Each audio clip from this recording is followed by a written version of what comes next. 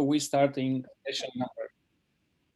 We are starting session number 5, feedback and Massless. So please put all your comments to the Slack channel number 5. We have 2 speakers. There will be no questions in between the 2 talks. So, but the questions are going to be put into the Slack. And our first speaker is Holly Andrews. Hi, Holly. How are you doing? Hi, I'm good, thanks. I will share my screen now. Yes, let's try it.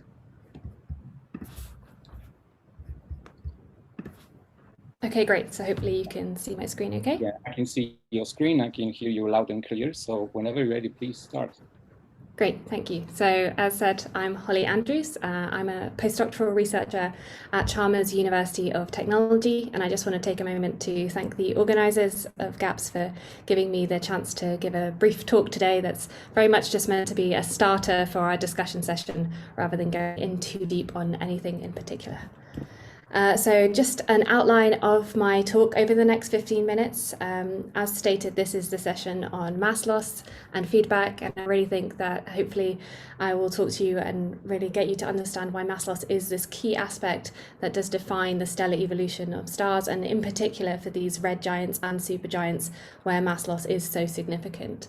So I'll start with a brief motivation for this topic, and then go into some more detail, touching base on some of the factors that come into play in the current state of the field. So this includes things like the underlying forces of the stellar winds and outflows and our knowledge or lack thereof, understanding that for both red supergiants and red giants as well, but also the influence of other possible factors and things that we can spark discussion and questions about in Slack and here on Zoom, including things like binarity, the influence of magnetic fields, metallicity, and the surrounding environment. And these are all topics that have come up in other talks so far and will do so again over the week, because they really do all tie together.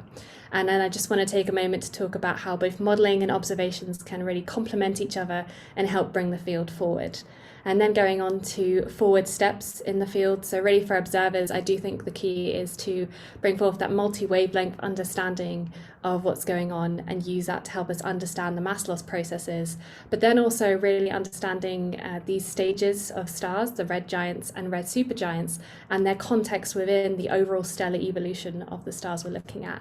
And I will finish off just going through some open questions that I thought of that hopefully can spark and inspire those of everyone else attending today.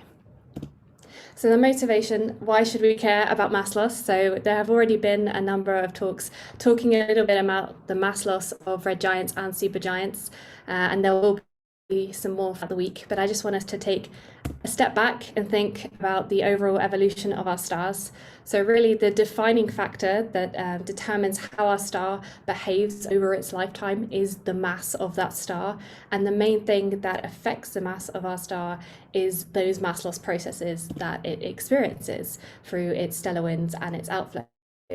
But the mass loss doesn't just influence the star itself. It's important to understand the other aspects and other things it can influence. So obviously, as we heard yesterday, it leads to the generation of these circumstellar structures and interesting things in the environments around these stars, and feeds into chemically enriching the interstellar medium, especially when considering these stages of stellar evolution for their mass loss processes, but also for companions. And I'm really excited to hear more about binarity later on during the week, because for these stars, I think that really is an important factor as well.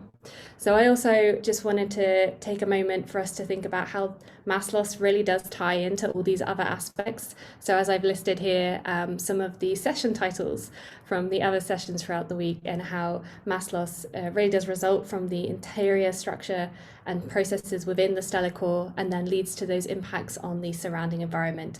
And obviously it will then be affected by some of the other factors as well. So just going into some discussion on some of the different factors that affect mass loss processes and also affect how we interpret what we're seeing in terms of those mass loss processes. So for stellar winds, for red giants and red supergiants, there really is significant mass loss from these stages, from most conservative estimates of, say, 10 to the minus 8 to 10 to the minus 7 solar masses per year, all the way up to really active periods of up to 10 to the minus 3 solar masses per year for extreme red supergiants such as VYCMA. And for the lower mass stars, there does seem to be more of a consensus throughout the field that the underlying processes are due to convection and pulsation processes that lead to the creation of these dust-driven winds. But for red supergiants, it's far less clear what these underlying processes are. And often there is an assumption that it's due to dust-driven winds, but it's not fully understood. And this is one of those major questions of what's actually driving that mass loss in the first place. So it could be, again, due to radial pulsations or convective forces. And there could be an influence of a similar mechanism to these dust-driven winds, but there could also be an influence from things like molecules involved as well. And as we're having a talk about problems within the field and bringing in out-of-the-box thoughts, it's also interesting to consider these red supergiants in connection to their progenitor main sequence stars, which have such different mechanisms for their winds, where you have radiatively line-driven winds that are much faster and very different in an underlying process, and considering how these stars then transition to those different types of winds at their late stages as well. But obviously, we have those steady state stellar winds. We also have episodic or epochs of enhanced mass loss, which are also important to understand, especially as we have more and more observations of the circumstellar environments, as was touched on yesterday. So for the lower mass stars like red giants and AGB stars, we do see these detached shells that are coming from these thermal pulses. But for red supergiants, there's also more and more evidence for directed or episodic outflows. And so you see this for stars like VYCMA, where you have all these different structures and clumps, but you're also seeing it closer in clumpy structures for stars such as MUSEP, and also for Betelgeuse, the recent dimming and how that's connected to more directed outflows as well. And so do these come from the same fundamental processes as we expect the underlying driving force of our steady state stellar winds, or are they due to influence of other factors and things have been posited, such as magnetic fields or radial pulsations? And this is definitely something that needs more exploration. So what about other factors? So obviously the underlying massless processes of these stars are coming from their core and all the processes that come on there. But when we're observing these stars, it's important to understand the influence that the surrounding environment can have on what we're seeing, and how we can then determine what we can constrain about the mass loss of these stars, and also feedback processes as well. So one thing to take account of is the behavior of individual stars, or stars that we call field stars, compared to stars that exist in clusters where they might be influenced or affected by their stellar populations. And so we're getting more and more red supergiants that are seen in clusters such as RSG C1 and 2, but also influence of interactions on the surrounding environments of the stars from their nearby neighbours in sources such as Westland 1. And we also need to take account of closer in influences of companions, and again, binaries are a very important thing to understand, especially for the massive red supergiants, where so many of their progenitors are known to be located in interacting binaries, but we don't really have a clear-cut constraint on binary fractions of red supergiants or red giants yet, although work is being done in this effort. And also interactions can occur, so that's when that feedback comes in. So it might be that some of these red supergiants come from merger systems or common envelope evolution, and that's all important to understand as well. And I also decided to mention planets because they were mentioned quite a lot yesterday, and so these can play a role in those lower mass systems, at least in terms of what we're observing at the end of the day.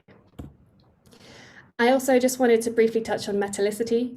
This is known to influence the mass loss rate for especially main sequence stars, especially for massive ones, and it's possible this could have some influence on the case for evolved stars. So the real thing here is that as we get better understanding and the access to better observations of populations in nearby galaxies and our nearby dwarf galaxies, and start to be to really resolve the stellar populations there, hopefully we can get a better understanding on the influence of metallicity here, and also how that ties into binarity, as I know some work's been done on that as well.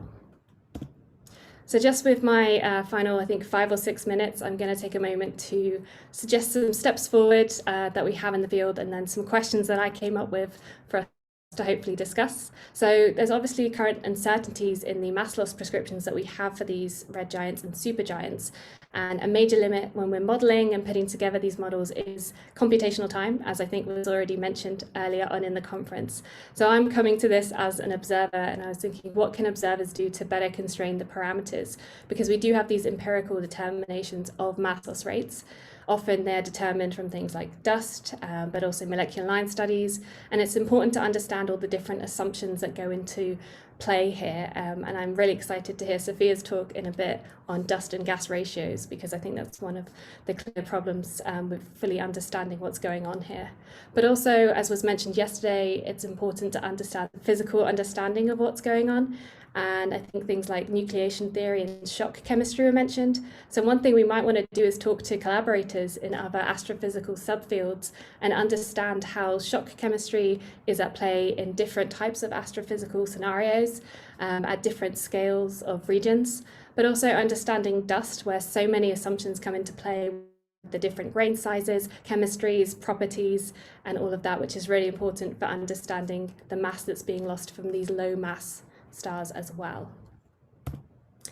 And I've just got a quick schematic here because as an observer, I think one of the key steps forward is really bringing in that multi-wavelength understanding. So it's just important to note how the different wavelengths that we have can really probe the different regions of the stellar winds that we're looking at, all the way from really close to the star, and as we've heard for the low mass stars, even interiors with astroseismology, but then getting further and further out by looking at longer and longer wavelengths. And it's important to bring all of those into play together when we're bringing into detailed understanding of specific stars that we're looking at, all the way from the optical and the ultraviolet, all the way out to infrared and radio, where we're looking at the vast expanded circumstellar environments as well.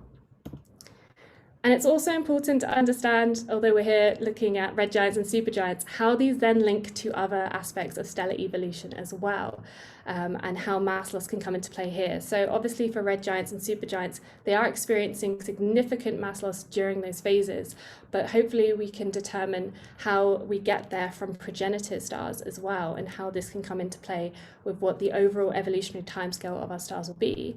But also the mass that we're losing from these stars can then give, we can find clues for this by looking at what's left behind. So for low mass stars with their planetary nebulae, and for high mass stars with their supernova remnants, because by investigating the chemistry and the dynamics involved in these descendant systems, this can then provide constraints on the mass loss that occurred at earlier stages of these red giants and supergiants as well. And some work is already being done in this area. And I just wanted to put in a quick Hertz from Russell diagram, because you can't have a talk on stellar astrophysics without one. So these red giants and supergiants are really crucial to understand, but it's also important to take account of the full picture of stellar evolution as well, and how mass loss does come into play in all of this. And I just wanted to finish off my talk with some suggested questions for us to discuss. Obviously, I'm sure the audience has some great ones as well. But how can we combine larger surveys of samples of stars that have been carried out with detailed understandings of these very well-studied stars to better understand overall the feedback and mass loss processes and the variance in what we think can occur there? How can modelers and observers work together and better challenge each other to build together this full picture of feedback and mass loss, and what's needed from each other on each side to do so? And how can we build up a full understanding of these stars?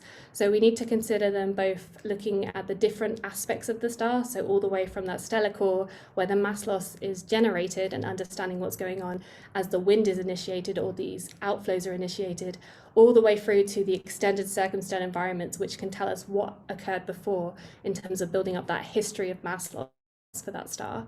And that links into temporally, or looking at time variance. So it's important to try and get an understanding of what we expect to change over time, but not just for these stars, but also for different studied objects being compared as well at different ages. And also to bring together stars of different masses as well, so combining and understanding the similarities and differences between these red giants and supergiants as well. So I'm done. Thank you very much for listening to my talk, and I look forward to the discussion. Thank you very much, Holly, for this broad